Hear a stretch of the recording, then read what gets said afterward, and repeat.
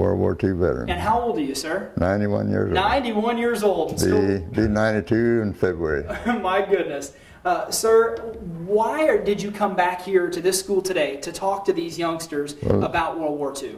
I had a call from one of the people here at the school and asked me if I would come, and so that's the reason why I'm here. What is the importance of you telling your story?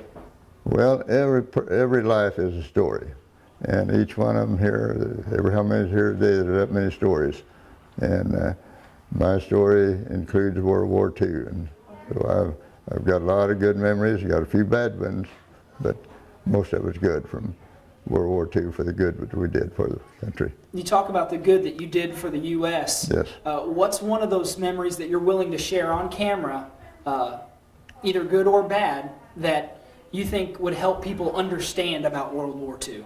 Well, I think one of the main things that I learned is we ought to learn to get along with each other. There's too much greed in this whole world, and greed is, I think, the primary cause for most wars. Somebody's wanting to gain more and get more power and this and that. And that's not the idea. As I understand it, we ought to be friends with each other and try to get along. But that's not the way mankind is.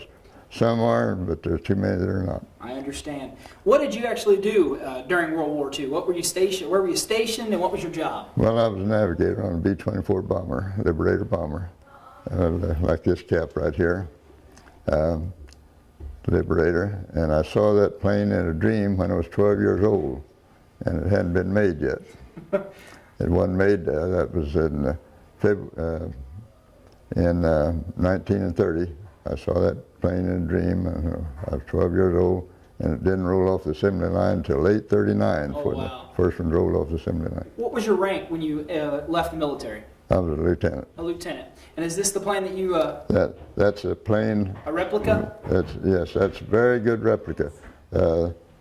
Incidentally, those markings, tail markings, that's about the color that most of the planes on over in, at our group, 392nd Bomb Group in England, were this color, and this horizontal black stripe was on the tail fin was our markings. And if you saw that, you knew that was 392nd Group. Other markings, other planes would have, and the markings was mostly on the tail fins. The color, and the stripes and the angles and this and that. With the students here today, you know, they haven't experienced things like World War II, and hopefully they never will. What is the one thing that you're trying to relate to them by telling them your story? Well, I hope they can learn to get along.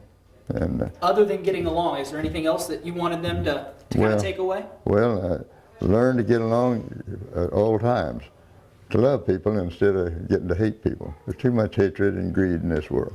Did the students ask you any questions that you were surprised by? Well, they asked some questions, yeah. They wouldn't be kids if they didn't ask questions. What were some of the questions that you answered? Well, of course, mostly they'd want to know what did you do? What did I do? Well, I was a navigator on B-24 bombers. Other people did other things. I did my share of, when I enlisted, went through basic training to get in, and I did my share of KP. Seemed like I always got pots and pans detailed when I got KP for some reason. I don't know why. But when I got overseas, finally got overseas, and went into, we lived in Quonset huts at 392nd. Now, I have a friend who was a fighter pilot, and his group lived in houses, but we lived in Quonset huts. And I took the place of someone that had left, and I got the upper bunk and looked up there, and right above my pillow was a hole. Well, I had to get that hole repaired. Were you shot at while you were overseas? Yes, sir. I've got the last mission the 8th Air Force flew over Europe, and the 15th Air Force also bombed Europe from Italy, and we were from England. But our target was Holland, Austria, and Hitler had brought in a lot of extra anti-aircraft guns on flat cars. And I'm telling you, the old expression that flak looked thick enough to walk on it, and that's the way it was that day. And that's the scariest thing when you're 4 miles or so up in the air and see nothing but flak ahead of you. And a lot of fellows get sick, get panicked, vomit. In fact, the guy who was a bombardier on my crew, he was flying as a in the nose turret as a nose gunner that day because I set the bomb sight and release for him to go off. And he turned around, started pointing down, pointed at his helmet. So I grabbed it and handed it up to him, thought he wanted to put it on. He vomited in it. I just barely got it to him in time. But that's how scary that stuff is. But it is something you don't want to see. And if you live through it, you want to thank the good Lord for it, that you were able to live through it. And there's lots of guys that didn't make it. Some of them got on their very first mission.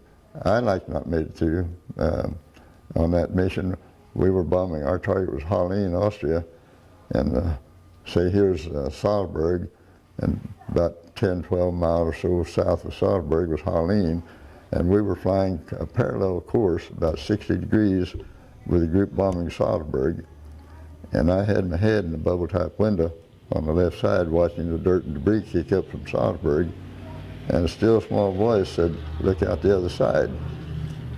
And I pulled my head out of the window, and as I did, I saw the anti-aircraft shell burst right in front of the inboard engine on the left wing, and a piece of that shrapnel came through where my head had been. That's how close I come to not being here today.